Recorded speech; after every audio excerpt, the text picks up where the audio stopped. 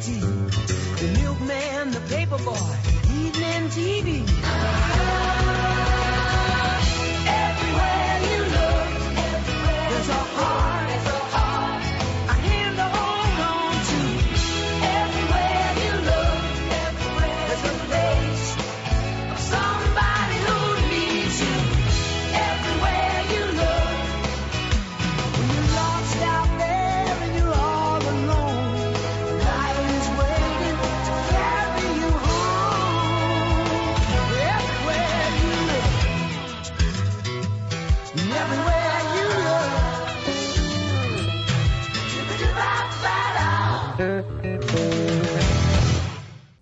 Welcome, I'm Gia Vicchino. And I'm Brock Pentasulio. This is The Source, brought to you by AH Media. Today is Friday, September 27th. This semester's episode will be produced by your very own AH Media production class. AH Media is all about student-produced content such as printing, broadcasting, and social media. We make decisions about what we write, film, and research so we can inform our school on the latest and most important content happening at Abington Heights High School. This week's Club Spotlight is Student Council. With all that they do for our school, it's only fair that we kick off the first episode with them. Hey there, Brock and Gia. Thank you. Today, for the Club Spotlight, we have a very important club in the school. This club is Student Council. Student Council has a vital role in a lot of stuff that we do in the school as far as the homecoming dance, the semi-dance, and Spirit Week as a whole. So let's jump into it. How would you describe Student Council in your own words? So, Student Council is the type of club that is highly involved in planning and preparing for student-led events. Things like homecoming, the semi-formal dance in February. We have other additional events throughout the year. Some of our goals this year is to plan more events, maybe have something happen once a month, be a little more consistent in terms of getting our members actively involved, things along that nature. What are you most excited for this year out of Student Council? I think the toy drive we did for Christmas last year was really fun, being able to come and not only help other people who are in need, but also be able to do it with friends. Okay, so we have a really fun Spirit Week that we're in the process of planning with really cool themes for everyone to dress up. Fun Friday is coming up, which is also a really fun day where everyone gets to kind of be involved and show their school spirit and compete with the other grades. And then Homecoming, the actual dance, is going to be Saturday, October 12th, and the theme is City of Stars. So lastly, you talked about Fun Friday. So what is that, and how would you describe that to maybe a student as an incoming freshman or a transfer? Okay, so the way I would describe it is it's a day where all of the grades, they dress up. Our theme for Spirit Week is class colors, so each grade wears a different color, and they kind of come together as a team, and they compete against the other grades through gym class heroes and through our scavenger hunt. Now, last question, one of the most important. Who do you guys think is going to win Fun Friday? Sophomores. Definitely freshmen. Well, it's the seniors. They're wrong. Thank you, guys. Absolutely right, Jack. It's definitely going to be the seniors. Whatever you say. Anyway, we can't wait to see what Student Council has planned for us this year. Fall sports have been off to a great start. There have been many achievements across the board. Both personal and team records have been set. As all of you may know, our school has been ramped up with lots of new additions. One being the new facilities such as the multipurpose field and the improved gym. Tate, more on that now. Thanks, Brock and Gia. Today, we are here at the construction zone of the multi-purpose field, ready to hear the opinions of the students and faculty.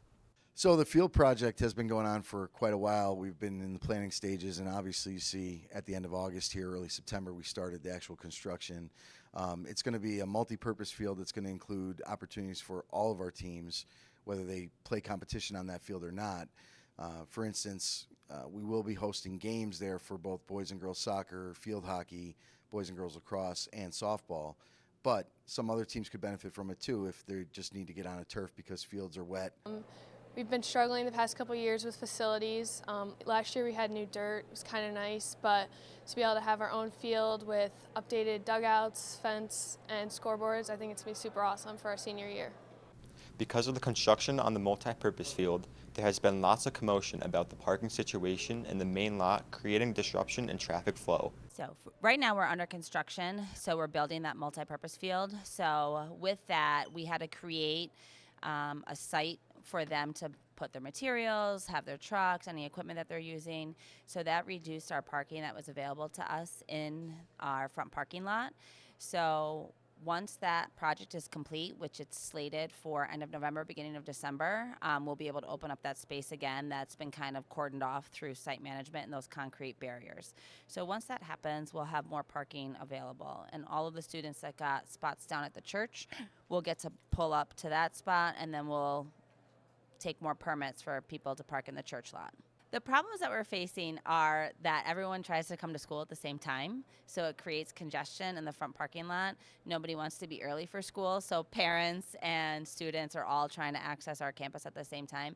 And it's not really a problem, it just creates a little bit of congestion. But I think the flow of the parking lot and the parents have done a really nice job of listening to, Sergeant Shazik and the assistant principals that have been out there. One improvement that they could make is if everybody would just like you do in elementary school, all of the car doors open at the same time, that would really facilitate a much smoother drop-off and maybe free up the parking lot a little bit quicker. Construction started in September. We expect that it should be completed by hopefully the first week of December. But there's a chance that we might be able to get like the field done in November, but maybe the bleachers won't be in. So it really just depends on weather. But we hope that everything will be wrapped up at the end of the fall. Thanks, Tate. Lastly, this year, the school has become a lot more strict about cell phones, including many teachers having their students store their cell phones in caddies during class. Don with more on that now. Oh, are we recording? Hi, I'm Dominic Peters. This year, administration has cracked down on cell phone usage.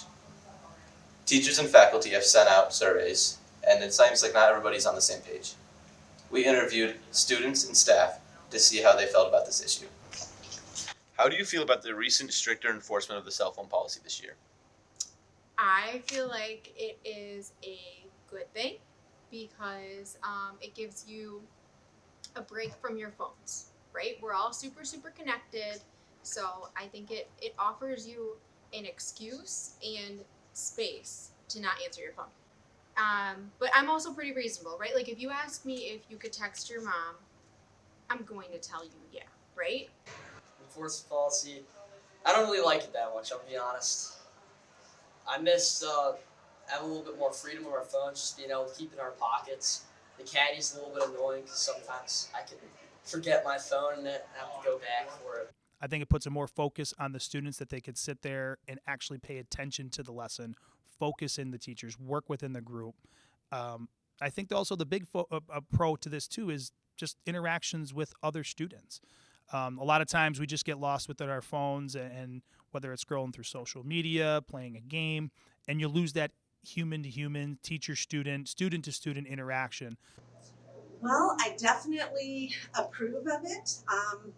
Cell phones have become quite a big distraction in classes. So I was hoping for even more stricter rules about the cell phones. So I think it's amazing. Like I think it's so. I think we should. I honestly hate it. I don't really think it works that well. Like the students get distracted by cell phones. They're gonna find other ways to get distracted anyways. The pro is that it's not on the desks. I don't have to constantly be saying to students, please put your phone away. Okay, this is your one warning. Put your phone away. Next time I'm gonna have to write you up. It saves me so much more class time. So we just feel like those 43 minutes that students are in class, that focus should be on learning. Teachers should be able to teach, and cell phones should be stored away for that entire time. This year, there's definitely a focus on, and I guess you could say a more strict approach with the cell phones. From the administrative perspective, we definitely listen to our teachers, some of the frustrations that they have within the classroom, and the cell phones are certainly a huge distraction. And there's a survey that just came out the other day that we are going to be looking at those numbers, and it said about 98% of our students have cell phones on them through the school day. There's definitely pros and cons to the enforcement, right? I think pros, it eliminates a lot of the unnecessary, issues that are caused from students messaging one another. The con, I guess you could say from the student perspective, is they're so used to having their phone. They're so used to having that instant gratification, and a lot of times when their phone is still on their person, they hear that vibrate, they feel it, they have that, and then their tension goes right away from the lesson, and what's the message, who just sent me a message, what the time is. So from the teacher perspective, there's not a ton of cons. Everything they can do from the cell phone can be done right from their Chromebook. We're just trying to limit the distractions within the classroom. We'll see how this keeps progressing over the school year. That's all, folks. Thanks for watching, and leave suggestions for next time on The Source.